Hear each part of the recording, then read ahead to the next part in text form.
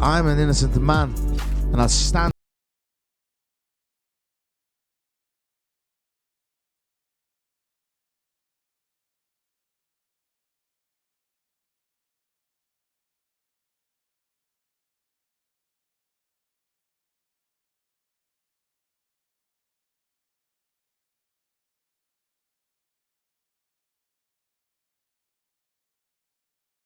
Will soon come to light, and I trust in God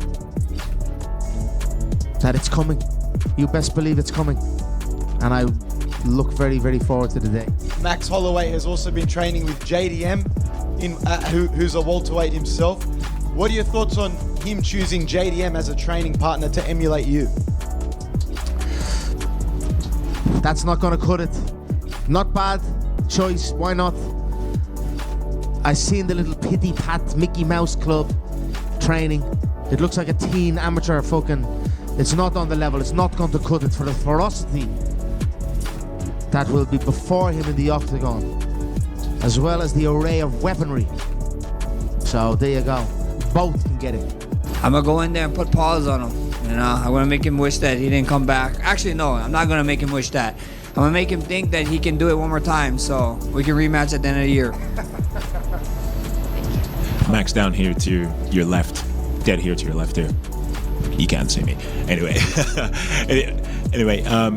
I feel like the consensus among most MMA fans, given Conor's layoff, is that you should walk right through him, particularly with your volume heavy style. How is it competing with the pressure of being the one who should come out with the victory? I mean, that's crazy talk, right? A lot of people, a lot of fans is counting Conor out, which is crazy. I mean, a lot of people count Justin Gaethje out. I mean, this is different. This is different situations, right? But this guy has unlimited money. You know what I mean? He has a lot of connections. He's coming back from a crazy injury. He supposedly found God. His kid's gonna be here at the fights. I saw Tim Grover in a picture with him. I don't know if that's the coach now, but he's doing all the right things, you know what I mean? So I'm getting ready for the most dangerous Conor McGregor we ever saw, and nobody's telling me otherwise, because once you start overlooking people, things don't go too well for you. I feel good. Strength, cardio, movement, everything that you said, I feel great. I know you guys have been following me on media and seeing what I've been doing. We bring in the former 170 champion Jack Della. Had great looks, had great training. We was only supposed to train together for a week. We loved it so much, he ended up staying for a second week, and I think so bringing him in was huge, you know. It was good fun, and we'll get to find out Saturday night. It's gonna be fun. It is what it is. Not want to be anywhere inside that octagon with me. I am dangerous everywhere. You know, I know he's planning on deep waters. It's almost a bit disrespectful. I'm not sure who he thinks he's talking about here. We drown him. We're gonna give him an old Hawaii style beating. I have many things that I've taken in this camp that have been fuel to my fire. One, the greatest featherweight of all time, or, you know, this ranking system of the greatest featherweights, that I'd beaten these men and hadn't been in the list. How have I beaten these men easily and handily, and yet be kept from the list? One of the reasons I think that you aren't in those conversations is not because your performances lacked anything. It's just there was a lack of performances. There was inactivity, and I think obviously. Well, you know, yeah, that's a fair shout for sure, and I understand why. I understand the whys of it. It was not me. It was a fighter pulling out, or, you know, things of that nature that kind of led to it. So I understand it. However, I don't agree with it. You cannot get caught in all of this. What is the skill? Who is the best? Who is the greatest? Who is the best? And it is me. And the results show this. I am the greatest featherweight since Bruce Lee.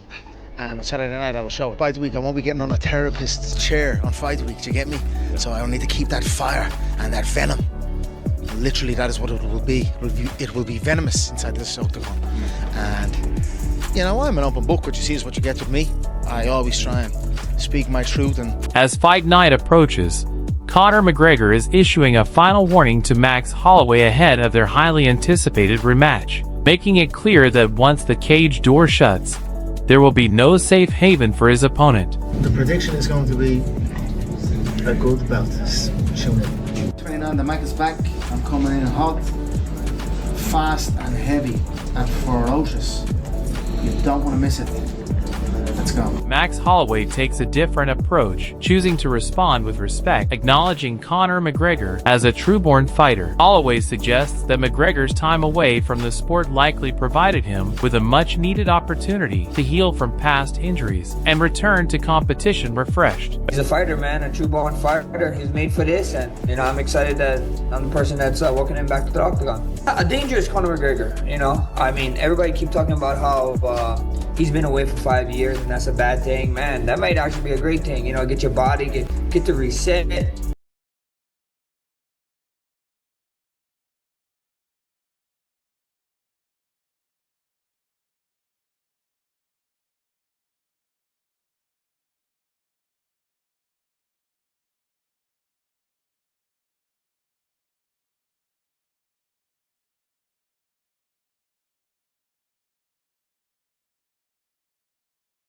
And I think I'm gonna see the best Conor McGregor there is, man. On the upcoming matchup, Conor McGregor offers genuine praise for Max Holloway, acknowledging him as a talented opponent and a future Hall of Famer. Nevertheless, McGregor remains confident, asserting that his own skill set surpasses that of his opponent on the challenge. Hello, Brownie. You're gonna see mastery, a master at martial arts at work. Yes, Holloway fought Volkanovski 3 times. I watched some of the bouts. I watched the bouts at the time, and then I watched the most recent one only the other day. I've taken some good things from it for sure. So there you go, two good fighters, 2 lesser fighters to the Mac.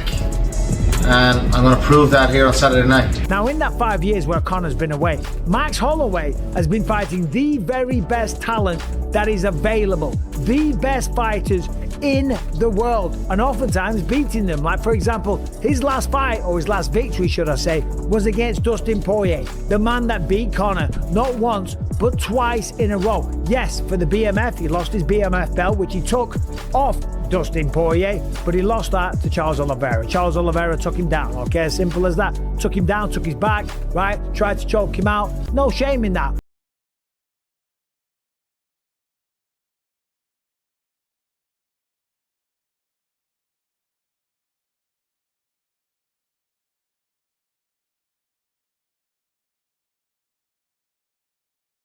Is to come back and that he loves the sport, because he doesn't have to do this. He doesn't have to come and fight. He doesn't have to do this. He's got a legacy. He's got the money. He's got the fame. He can ride off into the sunset. But for him, he's wants to prove to himself that he can still do this. Holloway presents Michael Bisping identifies Max Holloway as one of the most formidable opponents Conor McGregor could realistically face in his return to the octagon. Bisping highlights a key aspect of Holloway's recent performances, notably his victory over Justin Gi as the factor that makes this potential matchup particularly challenging to predict. 13 seconds is all it took. Knocked out Eddie Alvarez in stunning fashion out of his entire career with Conor McGregor. I'm just scrolling down his Wikipedia page. There's a lot of stuff on here. Normally I would be there by now, but I'm nowhere near it. My God, we're going through all the pay-per-views. Right, here we are. 22 wins, 6 losses, 19 wins by way of knockout. So that's a crazy knockout ratio. Donald Cerrone, 40 seconds. Eddie Alvarez, Nate Diaz. Well, that was a decision, wasn't it? After getting beaten and choked out by Nate Diaz in the first one. Jose Aldo, Chad Mendes, Dennis Silva, Dustin Poirier the first time they fought, Diego Brandao, Max Holloway, which was the only time he went to a decision, by the way. I love fight night, fight week. And God willing, I'm back here next week and the week after. How many weeks is in a year? 54. There you go. I could fight every week if it's a go. Before the injury, I had maybe 3 within the year. People don't recall that.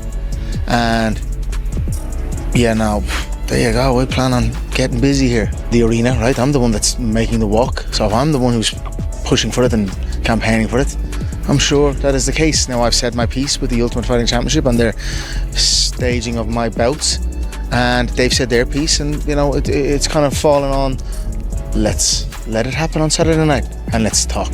And I'm fine with that. I'm absolutely fine with that. About everything that comes with fight week. I know you've talked about this before, that it is taxing, it is exhausting, but you're used to it, But now here you are and you're in it, and you had lived such a crazy experience, a unique experience that people want to hear about it. How much of yourself do you want to share at this point in your career? Well, it's fight week. I won't be getting on a therapist's chair on fight week. Do you get me? Yeah. So I need to keep that fire and that venom.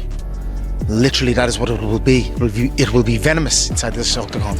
And I'm an open book. What you see is what you get with me. I always try and speak my truth, and at the best of me, I try and encourage others and inspire others and motivate others, and that's kind of what I'll do, without getting too much into anything soppy or anything. I'll keep that fire in my belly, and I'll prove my level. I have many things that I've taken in this camp that have been fuel to my fire.